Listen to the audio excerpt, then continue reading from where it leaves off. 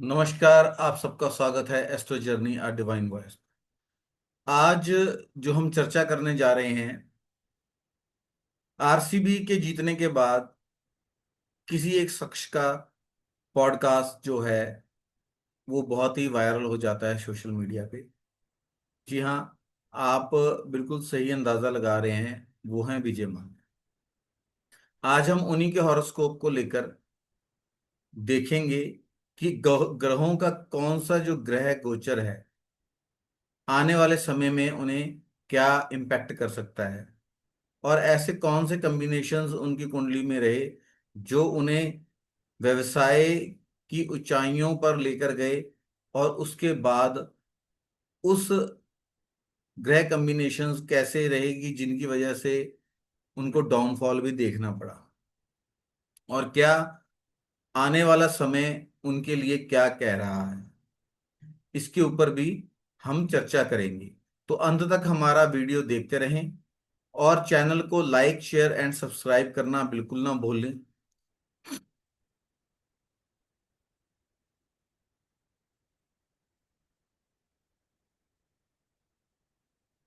अगर आप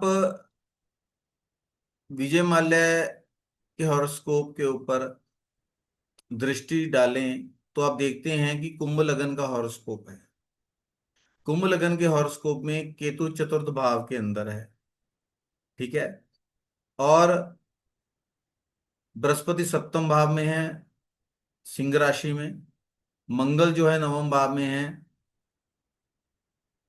तुला राशि के अंदर। शनि और राहु वृश्चिक राशि के अंदर है, दसम भाव में।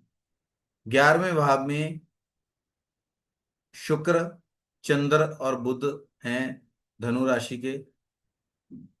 और 12वें भाव के अंदर चंद्रमा है, जो कि मकर राशि के हैं।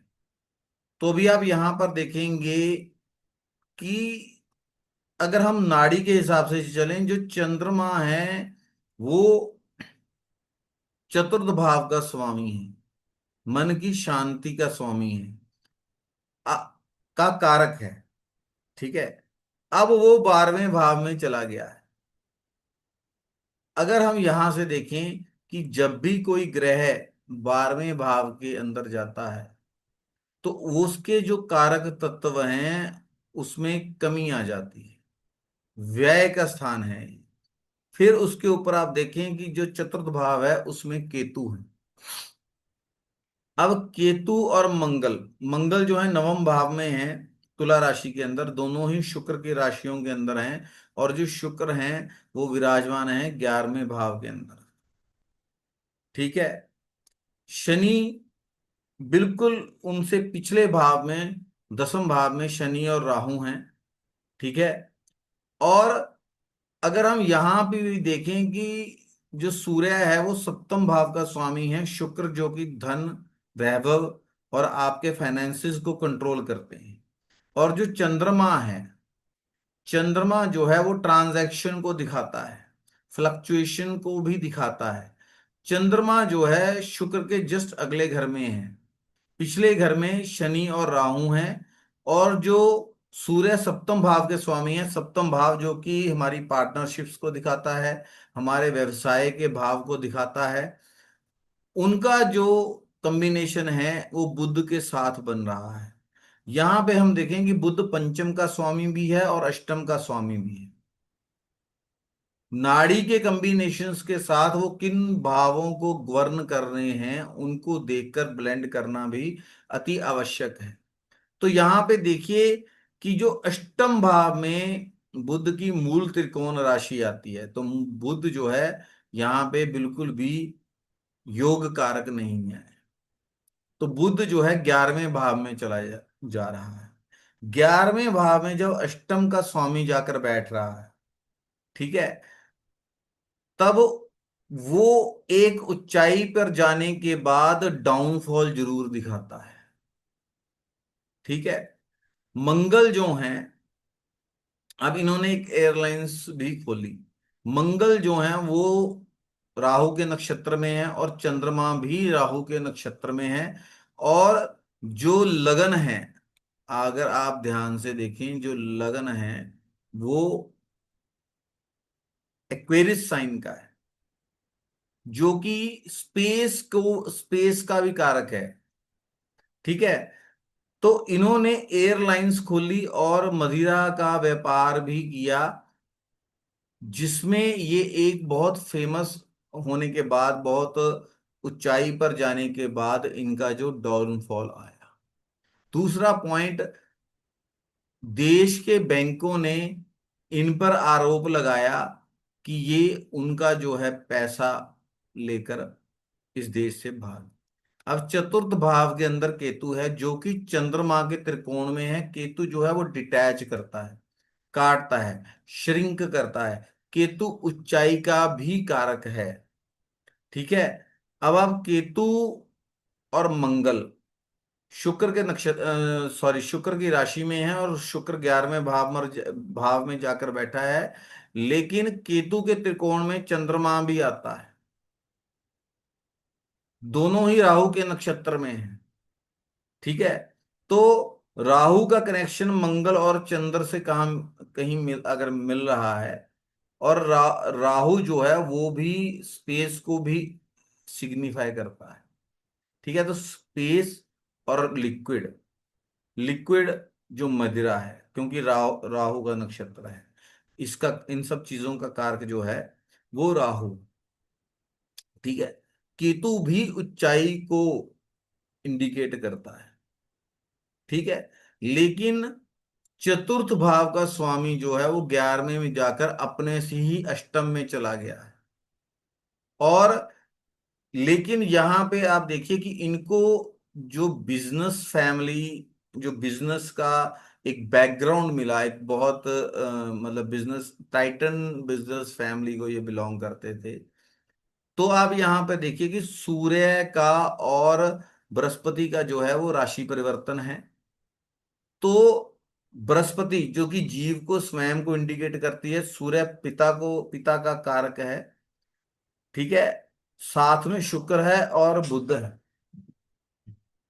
ठीक है। साथ में शुक्र और बुध है। शुक्र जो है वो वैभव का कारक है, फाइनेंसिस का कारक है, पैसे का कारक है। और बुध जो है व्यापार का कारक। तो जीव को ये चीजें जो हैं विरासत में मिली, क्योंकि यहाँ पे बुध जो है वो अष्टम का स्वामी भी है। अष्टम हमें हमारी हेरिडेटरी चीजों को भी दिखाता है। और जहां पे हम अगर देखें कि बृहस्पति जो है वो 11वें का कारक होने के साथ, 11वें का राशि लॉर्ड होने के साथ साथ, सॉरी, सेकंड हाउस का जो है राशि स्वामी भी है। ठीक है। राशि सेकंड हाउस जो है हमारी धन, कुटुंब और वाणी को इंडिकेट करता है। बृहस्पति का 11th हाउस से संबंध बनाना, एक्सचेंज में आकर बैठना, ये इनको बहुत अत्यधिक जो फाइनेंशियली स्ट्रॉन्ग पोजीशन में लेकर गया। इनको विरासत में एक बहुत बड़ी, मतलब बिजनेस की एक विरासत मिली। लेकिन बुध का यहाँ आकर साथ बैठ जाना, जो कि अष्टम का स्वामी है, वो इनको डाउनफॉल की तरफ भी लेकर गया। साथ में आप ये देखिए कि जब शुक्र और चंद्र, इनका एक बहुत मेजर कंट्रीब्यूशन है इनके बैंकिंग लोन्स वाले चीजों में इन्वॉल्व होकर डाउनफॉल में जाने का। क्योंकि शुक्र जो है वो फाइनेंस है, करेंसी है। जो चंद्रमा है वो फ्लक्चुएशन है, वो ट्रांजैक्शन है, लोन्स हैं। जब जो जातक का शुक्र और चंद्र का कॉम्बिनेशन होता है, ऐसा जातक जो है अगर लोन्स को ले ले तो उसे रीपे करने में हमेशा दिक्कत आती ही आती। दूसरा, चंद्रमा का शुक्र से कनेक्ट होने की वजह से वो उसकी फाइनेंशियल कंडीशन को पेंडुलम की तरह फ्लक्चुएट जरूर करता है। राइट। फिर अगर आप देखें कि जब शनि सूर्य से पिछले भाव के अंदर होता है, तो शनि जो है बाकी नर ग्रहों का रिजल्ट तो अच्छा कर देता है, लेकिन सूर्य का रिजल्ट खराब कर देता ठीक है। फिर अगर हम ये देखें कि अब जो ग्रह गोचर हो रहा है उसका उनके ऊपर आने वाले समय में क्या प्रभाव पड़ने वाला है, उसकी अगर हम बात करें। ठीक है।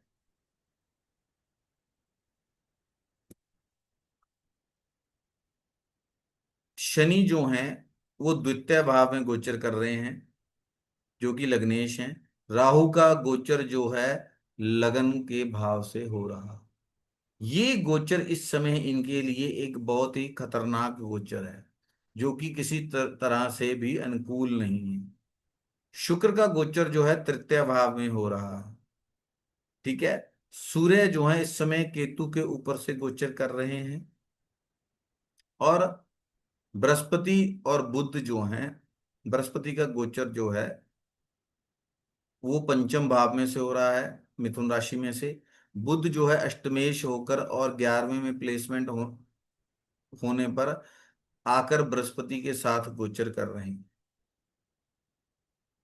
केतु और मंगल का गोचर जो है वो सप्तम भाव में से हो रहा है, और केतु का गोचर इस समय इनके जन्म के चंद्रमा से अष्टम में हो रहा है।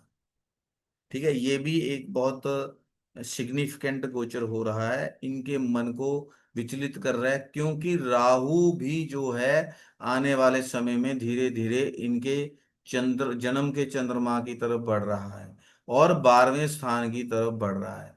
और आने वाले समय में केतु का गोचर इनके छठे भाव के अंदर होने वाला है। ठीक है। चंद्रमा इस समय गोचर कर रहे हैं इनके 11वें भाव। सबसे पहले अगर हम देखें कि राहु जब लगन में गोचर करता है और उस समय सूर्य जब 11वें भाव के अंदर होता है, तो न्याय प्रिय लोगों के अगेंस्ट हो जाता है जातक, और जातक का जो गवर्नमेंट से कोई ना कोई झगड़ा खड़ा होता है, गवर्नमेंट की तरफ से परेशानी भी आती है। अब क्योंकि जो जन्म का चंद्रमा है, अगर आप उसको देखें, राहु उसकी तरफ बढ़ रहा है और केतु सप्तम भाव में अभी जो गोचर कर रहे हैं उसका बृहस्पति के ऊपर से गोचर हो रहा है, और साथ में मंगल का भी गोचर हो रहा है। तो जात जीव के ऊपर से जब केतु और मंगल का गोचर हो रहा है तो वो स्वस्थ में गिरावट लेके आए, हेल्थ इश्यूज भी बहुत ज्यादा आएंगे आने वाले समय में। और लेकिन जब केतु का गोचर छठे भाव के अंदर होगा, जो कि चंद्रमा की खुद की राशि है इनकी, यानी कि कर्क राशि में। और इससे पहले मैं एक चीज और बता दूं कि जब केतु और चंद्रमा त्रिकोण में होते हैं, ठीक है, यहां पर आप देखिए कि चंद्रमा से बृहस्पति भी अष्टम भाव में है, इनका जो जन्म का बृहस्पति है। ठीक है। लेकिन चंद्रमा के सब जब साथ जब केतु का संबंध बनता है, तो ऐसा आदमी अगर विदेश, पहले तो जा नहीं सकता, अगर किसी वजह से विदेश चला जाए और वहां सेटल होने की कोशिश करे, तो चंद्र और केतु के प्रभाव की वजह से ऐसा आदमी जो है विदेश में सेटल नहीं हो पाता है, और उसे बहुत ज्यादा जद्दोजहद और संघर्ष करना पड़ता है, और बहुत ज्यादा संघर्ष करने के बाद भी वो एक लंबे समय तक विदेश में रहने के बाद अपने घर, अपने देश में वापस आना पड़ता है उसको। बहुत ज्यादा संघर्ष और कठिनाइयों का सामना करने के बाद विदेश में रहता है, अगर अपने घर को परमानेंटली छोड़ के विदेश में रहता है। तो ऐसा जो है अभी ये कर रहे हैं, विदेश में रह रहे हैं अपना देश छोड़।